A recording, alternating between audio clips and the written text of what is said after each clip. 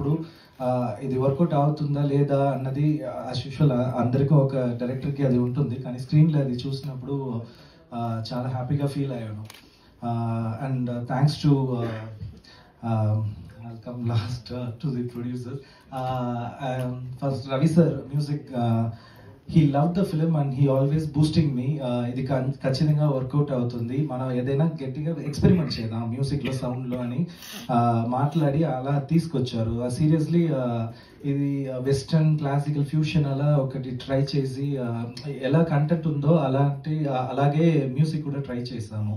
So thanks to Ravi sir and ఎడిటర్కి thanks అనిల్కి, because ఈ ఫిల్మ్ని ఎడిటింగ్ చేయడం చాలా కష్టం, because simultaneously things are happening. So నాతో డైరెక్షన్ టీమ్తోనే ట్రావెల్ చేసి ఫైనల్ వరకు ఉన్నారు. And DOP Satya, production designer Chinna sir, costume designer Ashwini, అందరికీ చాలా thanks. Till the last person who work for the film and especially my direction team, వాళ్ళు ఇక్కడ లేదు, మా అప్స్ అండ్ డౌన్స్లో ఉన్నారు. వీళ్ళందరికీ థ్యాంక్స్ అండి, డెఫినెట్లీ యాక్టర్స్ అండ్ ప్రొడ్యూసర్స్కి. ఐఎమ్ రియలీ ఫీలింగ్ హ్యాపీ, కానీ జస్ట్ వెన్ ఐమ్ థింకింగ్ నేను పూర్తిగా హ్యాపీగా ఫీల్ అవ్వలేను. అది ఎక్కడ ఎందుకు అని I was just thinking, keep on thinking, I couldn't take it. ఎందుకంటే వాక్ ఇన్ ఆడియన్స్ కొంచెం తక్కువగా ఉన్నారు, అది మంచి రెస్పాన్స్ వస్తుంది. Majority of the audience are talking good about film, కానీ వాక్ ఇన్స్ అన్నది కొంచెం తక్కువగా ఉంది. ఆయన చెప్పినట్టుగా zebra is a new age film, it's a modern age film. ఈ ఫిలిం ఒక మనకు తెలిసిన వరల్డ్, బ్యాంకింగ్ వరల్డ్, అక్కడ మనకు తెలిసిన the crimes what we don't know అది గురించి మాట్లాడుతుంది, అండ్ హ్యూమన్ ఎమోషన్స్ గురించి మాట్లాడుతుంది.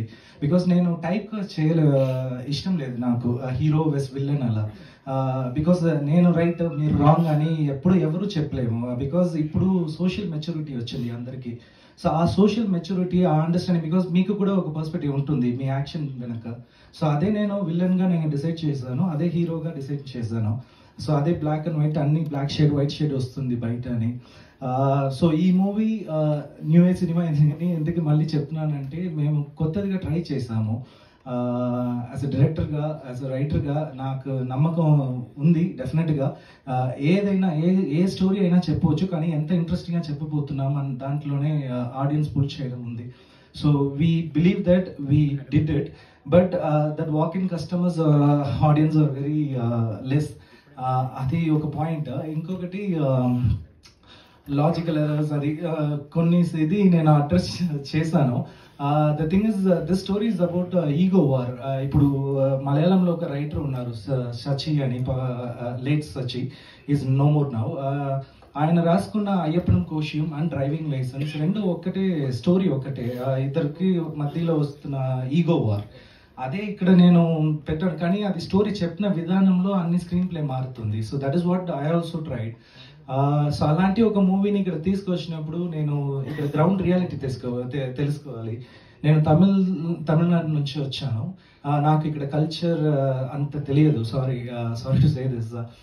కానీ నేను తెలుగు నేర్చుకుని దాంట్లో మీకు ఎంత హానెస్ట్గా అది పెట్టాలో అంత హానెస్ట్గా డైలాగ్ రైటర్తో, నా కో రైటర్ యువతో కూర్చొని, so we design each and every dialogues and everything, ఇలా ఉండాలి, ఇలా మాట్లాడాలి, ఈయనకి ఇంత బ్యాక్గ్రౌండ్ ఉండాలి, బాబా అంటే అక్కడ నుంచి వస్తున్నారు, అది ఓల్డ్ సిటీ నుంచి అంటే ఓల్డ్ సిటీ వెళ్ళి అక్కడ గ్రౌండ్ వర్క్ చేసి ఇద్దరితో మాట్లాడి, ముగ్గురితో మాట్లాడి, ఓకే సౌండింగ్ గురించి విన్ని అలా తీసుకొచ్చాము. So I just wanted to be very true to the genre and true to the audience as well.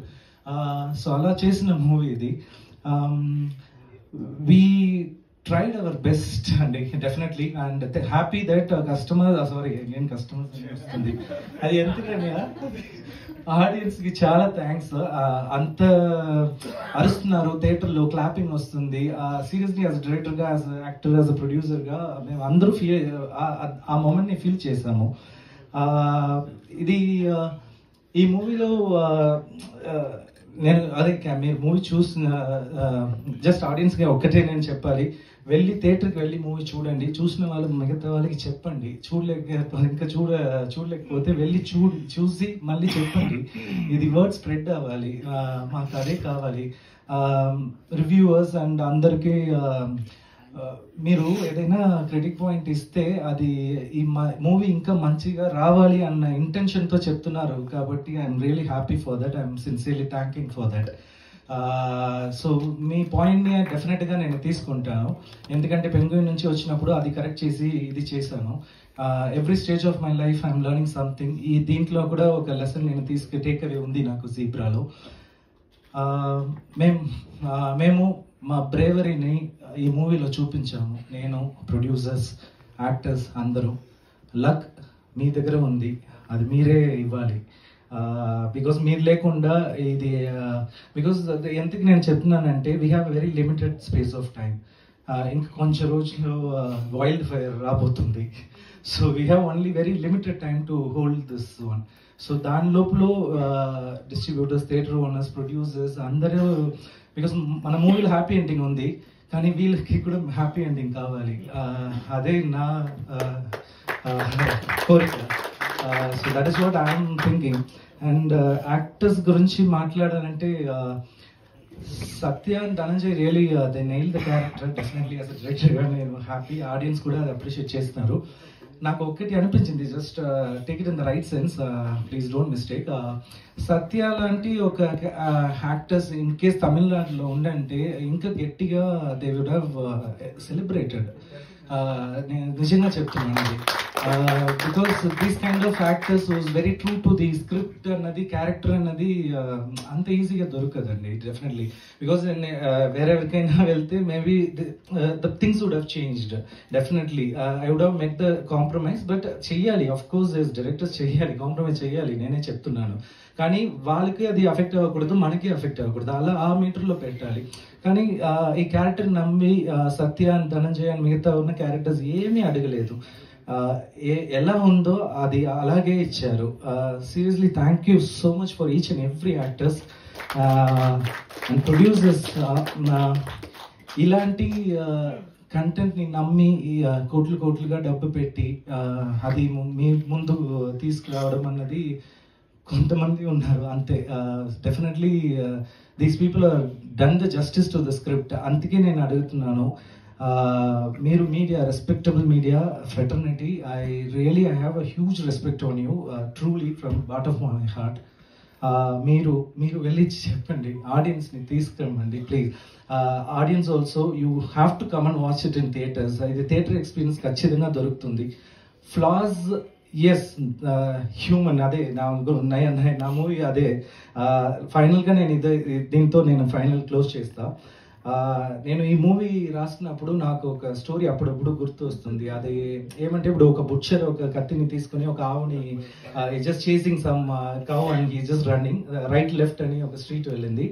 ఆవు రైట్ సైడ్ వెళ్ళింది, మధ్యలో స్ట్రీట్ మధ్యలో గాంధీజీ ఉన్నారు.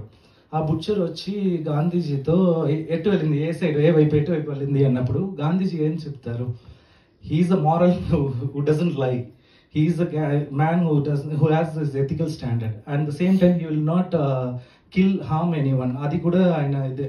సో ఇప్పుడు అక్కడ మారల్ స్టాండ్ తీసుకోవాలి, లేకపోతే ఎథికల్ స్టాండ్ తీసుకోవాలి. సో అలాంటి సిచ్యువేషన్ పెట్టి ఒక్కొక్క క్యారెక్టర్ డిజైన్ చేశాను.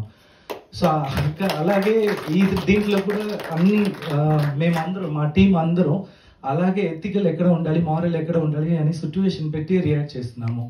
ఈ రోజు నేను చెప్తున్నాను, మీరు లేకుండా ఈ మూవీ ఖచ్చితంగా ఈ స్టేజ్ కూడా definitely it is very new to me. I wouldn't get it because you gave this. Thank you so much. Please support us. Thank you. Thanks lot.